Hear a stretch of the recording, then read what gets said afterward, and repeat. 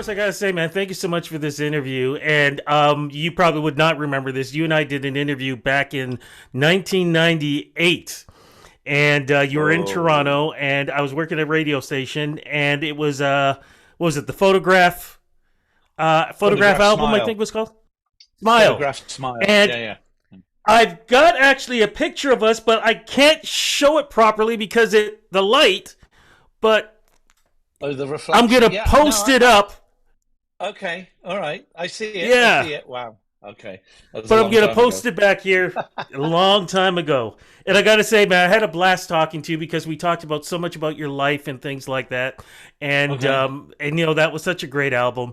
But how do you think, after seven LPs, how do you think musically that you've changed over the years? Because there was even at one point when you weren't recording any music for a time. Well, there's never a point where I'm not doing something musically, whether it's writing or recording or singing on other people's albums too. But yeah, no, I stopped. I stopped doing albums after the last two albums.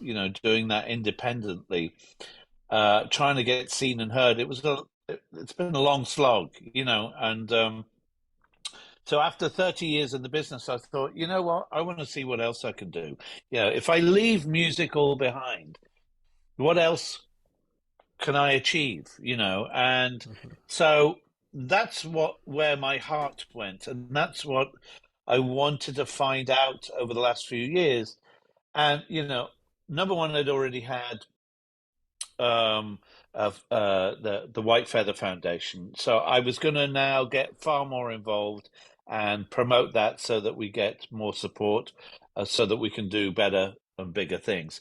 Um, and partly in line with that, then came, I'd always been also doing, at least over the last 5, 10 years, independent documentary work as a producer or exec producer, on little films all over the place. But the last one was probably the biggest I've worked on, which was Kiss the Ground, which is on Netflix. And we're that far away from an Oscar this time, but close. But I mean, the whole fact that the film turned into uh, uh, literally turned into its own platform that has spread around the world right now, with people trying to make change based on the information in that film, Kiss the Ground. Then there's the photography, which I really, really fell in love with. I mean, that's my happy place, is, being in the middle of nowhere, whether it's Ethiopia or Kenya or South America, relaying the stories and lives of other people, and helping them out through the White Feather Foundation. Um, and so there was that, and then of course came along the children's books. So three children's books over 3 years. I'm It's been non-stop. It's been literally non-stop, one way or the other. So the fact that I've even come back to music in any way, shape, or form is a miracle. Because I never thought I was going to do an album. I thought, okay, if I do, uh, it would be singles, it would be EPs, a lot easier, less stress. It's not like having worked on a whole album and then having that shelved. If you put a couple of songs out and nothing happens with them, eh, a whole album, and which is a couple of years work of your life, and nothing happens, it's exhausting, it's draining, it's painful, it's for me, it's very sad. So that's why I stepped away. But the thing that got me going, about coming back to it, was the fact that I found, a couple of boxes of tapes of different formats, in the basement of my business manager when we parted ways. And I started looking through all these tapes. One of them, the original reel to reel of the demos for Too Late for Goodbyes and Velotte. And I was like, whoa, you've had these in your basement all this time? Anyway, I started going through other material. And the first song that I listened to, were on the faders again, was Every Little Moment. And it sounded amazing. And I thought, okay, and I wasn't thinking about an album or anything. I was just like, oh, this sounds great. How do I make it better? So 80s, 90s was a lot of drum machines. And I just thought, let me find a great drummer that I can work with that I know and like and love, and maybe update some of the vocals, like the chorus, to give it a bit more punch, and minimum update on the production. And it sounded seriously great to me. So I thought, all right, let me continue the process. And I was doing this with Justin Clayton, my old friend, great guitarist, great producer on this, a co-producer on this album. Um, and we started going through this stuff. And then the pandemic hit. He had to go back to England. And I thought, okay, well, I guess that's that, because we just didn't know what the hell was going to happen. You know, really had no idea what we were facing. And that's when I started twitching because I was back into the music again. So I went back into my little home studio, and the first song that I finished on my own was Freedom.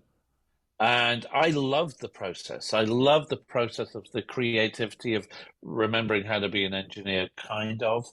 Um, but the song became fully immersive, and I just loved it. And I thought, okay, I want to continue the process. I still had no idea that there was an album consideration. And then it was only because I came across Hartwig Masush, who's the boss at BMG, that we connected, and he said, listen, you know, I feel you've been hard done by.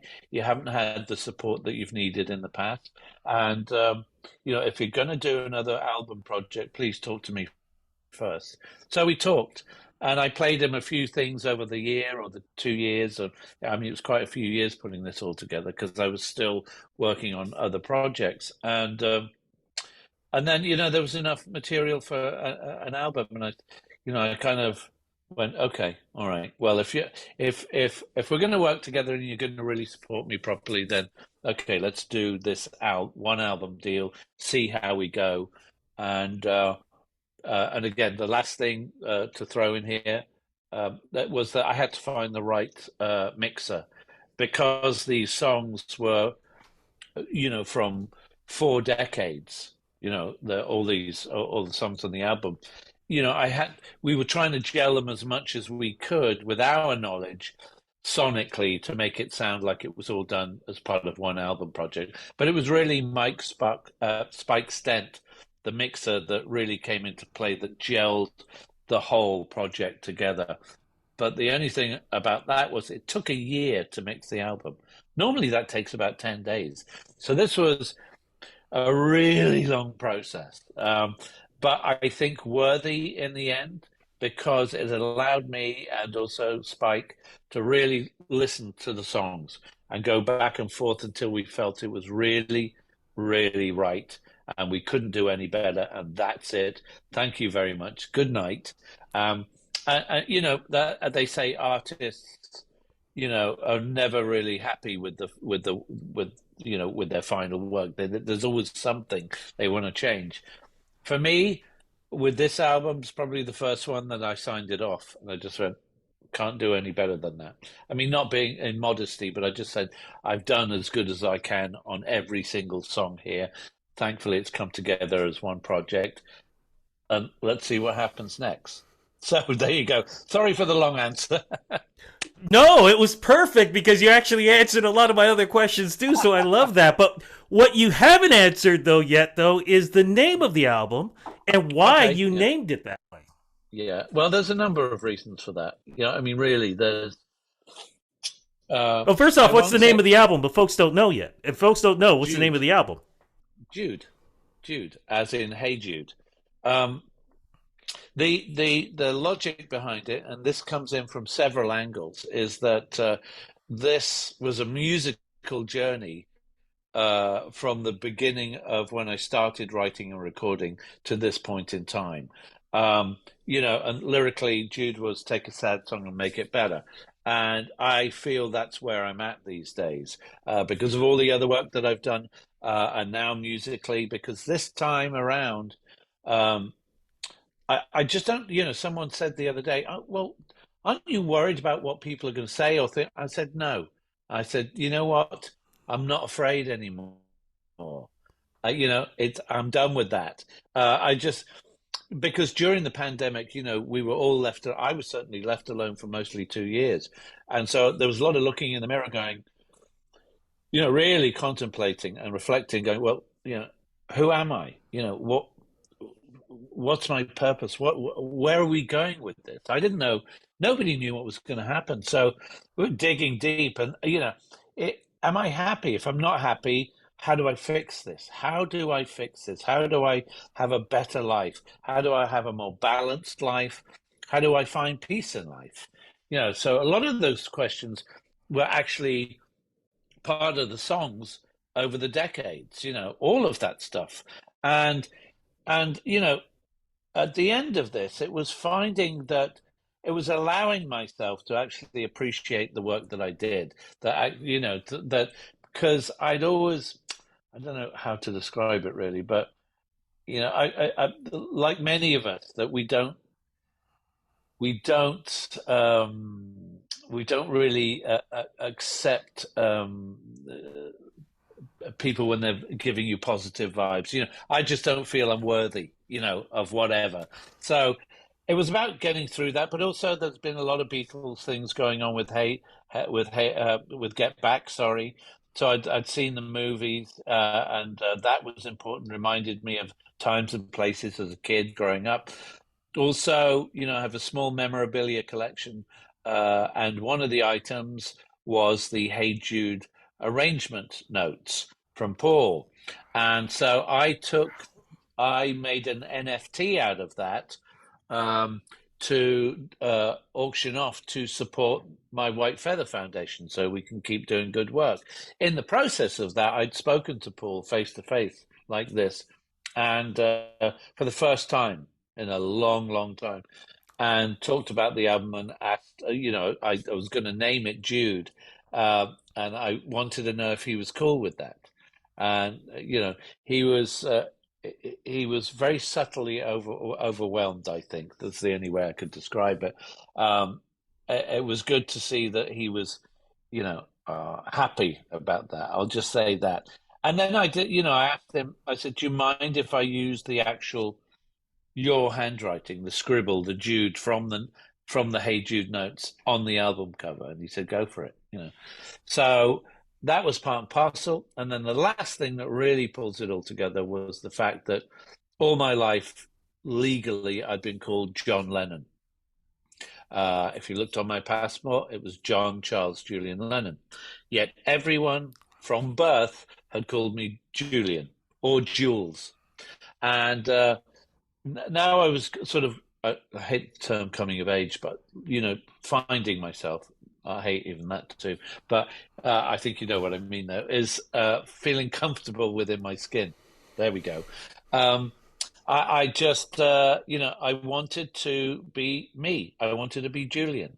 So in 2020, by deed poll, I changed the John and the Julian so that Julian was first, that I put myself first in my life.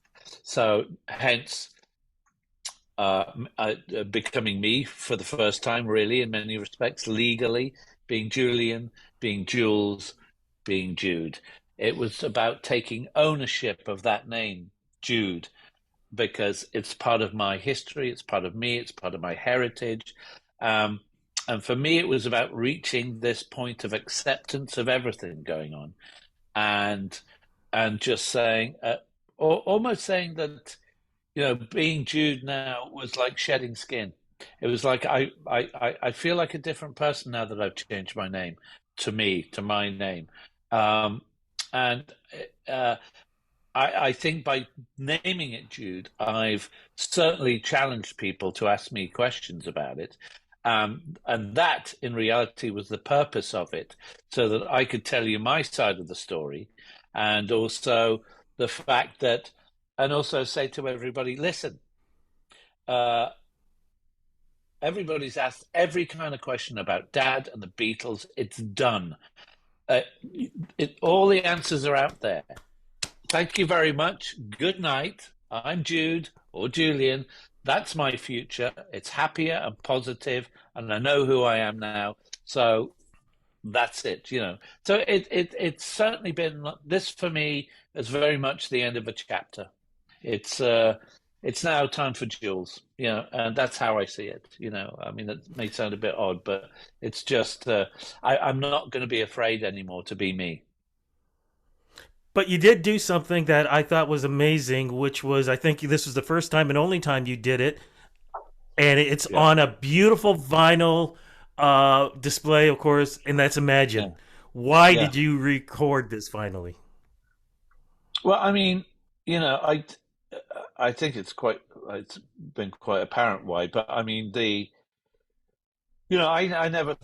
I never wanted to sing that song. I never thought I would have to sing that song. I have had no intentions of singing Beatles or Dad songs. Why? They did it right the first time.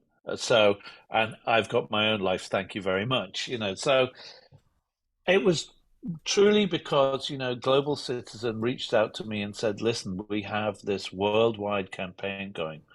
You know what the crisis is. It's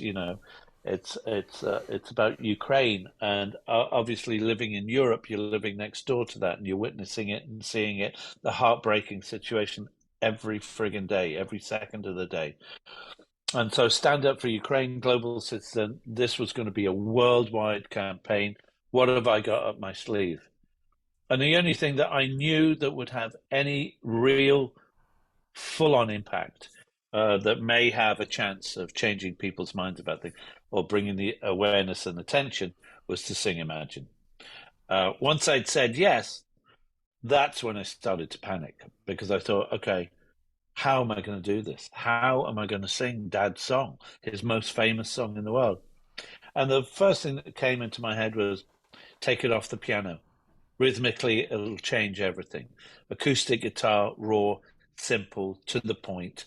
Um, and then I also in the pandemic I'd done another song for charity with Nuno Betancourt, Karma Police. But so I knew he was going to be in LA the next day. I was going to be in LA. He'd never played it before on guitar. I'd never sung it before.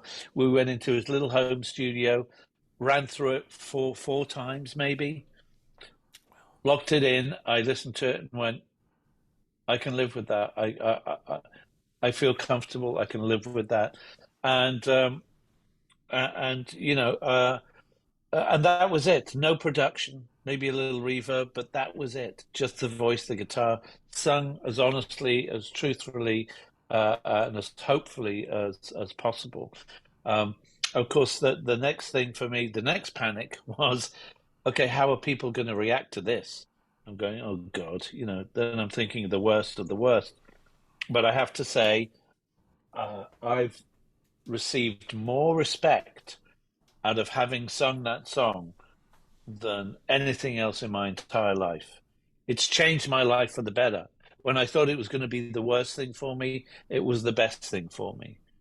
People look at me in a different way because a lot of people thought it took, a lot of putting your cojones on the table doing that. So, um, I'm happy that I did it. I'm happy that it brought awareness, and I'm happy that it made over 10.1 billion for the Ukraine project. So, yeah, to be part of that was magic, and I just hope that we obviously hope and pray that things are getting better slowly but surely. But it's a tough one. So the world is a tough place these days. It's really, really difficult all round, and again, part of my wish is to do the best I can in making people's lives better for whatever that's worth, and so I do what I can in whatever medium I'm involved with. And you definitely do, sir. As we're wrapping this up, I just got to make a quick mention. Still to Sure. this day, much too late for goodbye. I still blare it out of my car. I used to do it back in the day in my Camaro. I've got the 12-inch version of it, the long Oh my version, God. Oh and my it is God. an I amazing remember single. that. And I just want you to know, thank you for that. Thank you Oh, so it's much my for the really interview. it's been